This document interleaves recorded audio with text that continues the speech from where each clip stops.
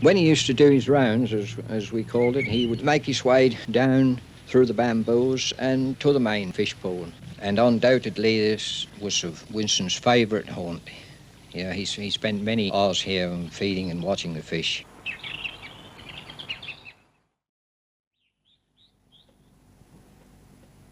Chartwell. For half his life, Sir Winston's favourite home. And here, as in every other sphere of his vigorous life, he left his indelible mark. We shape our buildings, and afterwards our buildings shape us.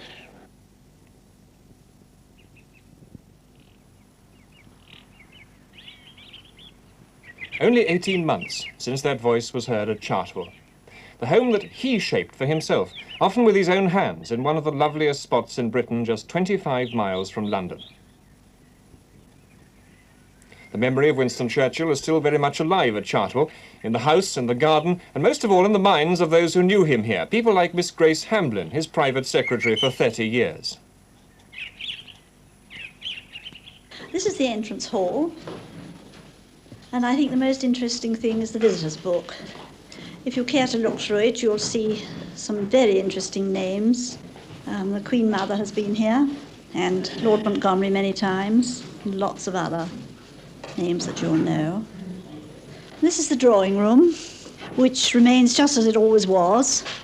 And here you'll see a very nice portrait of Lady Churchill, which was done by Shandor immediately after the war.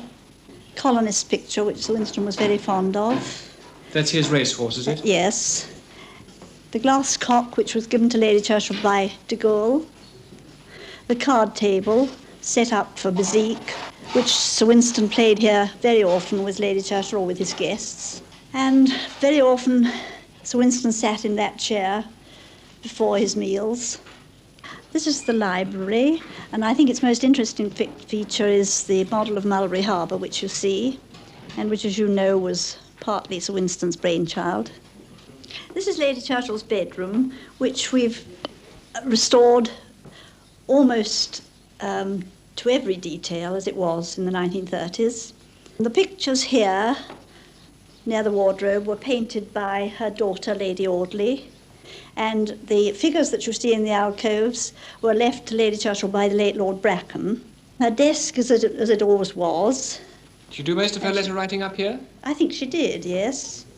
These are the museum rooms. We have tried to keep Chartwell very much as a home and not a museum, but we felt obliged to make up these rooms in order to show some of the trophies which Sir Winston had during his lifetime. I think he loved this cup, which was won for him by Tudor monarch at Goodwood in 1959. He loved to see it. In this room, we've displayed some of Sir Winston's uniforms. I think he was really most proud of the Lord Warden of the Cinque Ports. It's such a magnificent uniform. And of course his Air Force one. He was just proud to be associated with the Air Force. This is Sir Winston's study, which is really the focal point of the whole house. He loved this room, and he worked here, read here, spent many, many hours. And this smaller working desk was the one which he always worked at.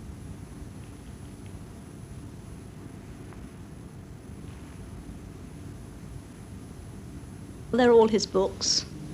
This room has been left exactly as it was when he was last here. I see there are two little teddy bears stuck in between the books. What are they for?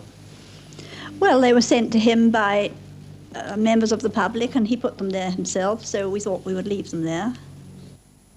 In one of the books he wrote at this desk, somewhere on one of those thousands of pages, he wrote, "At Chartwell I had much to amuse me. I never had a dull or idle moment, and with my happy family around me dwelt at peace within my habitation." This is the dining room, which has been put back exactly as it was in the 1930s. After the war, Sir Winston turned it into a cinema.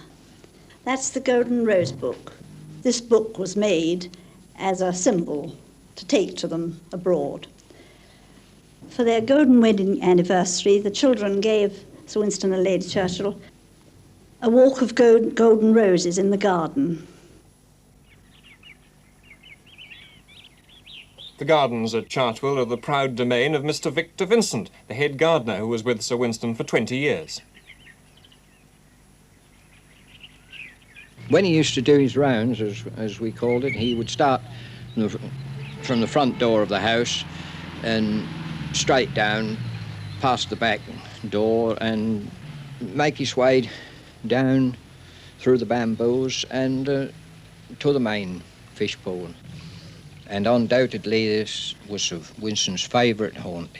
Yeah, he spent many hours here feeding and watching the fish. We used to feed them with maggots and biscuit meal. Sir Winston had a way of calling the maggots caviar and the biscuit meal vegetables. After which he would usually go right down the swimming pool. Sir Winston built the swimming pool with the help of other labour, of course, and we're now having it cleaned out the first time for 12 months. We're hoping that the public will enjoy it tomorrow. When Sir Winston soon after he came here, there was only one lake. He made a division by damming it up. Where did he get the swans from? Oh, originally they were a gift from the Australian government. And now the water there is about 12 foot deep, with a overflow approximately a yard wide into the larger lake. There was also a peninsula jutting out into the larger lake, and Sir Winston eventually cut through that. There's now a bridge over the expanse and made it into an island. You see Churchill's hand in everything at Chartwell, but the place had something to give him too, rest and quiet. It was here by the lakes that he chose to come on a black day in June 1941 with bad news from the Desert War fresh in his mind. I wished to be alone, he wrote, and I wandered about the valley disconsolately for some hours. This is the croquet lawn now. When I first came to Chartwell, it was an old ash tennis court. Sir Winston used to sit and watch, and many notable people have been here and enjoyed it very much. Lord Montgomery was often here at the weekends, and they all had a very good time here.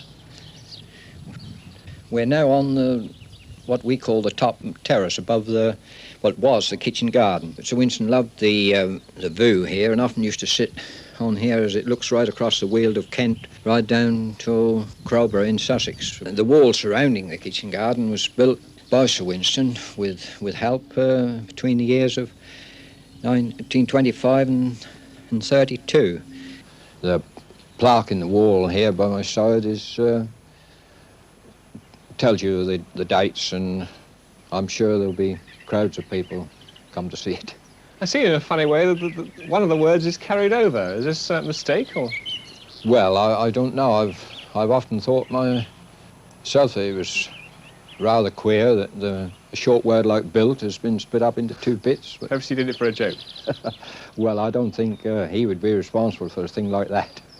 Some buildings at the lower part of the garden, the south side of the house, with Sir Winston's outside studio there, which he spent a lot of time touching up his pictures and so on. And in between is a gardener's cottage. And the other end is a larger cottage which he built for himself and Lady Churchill.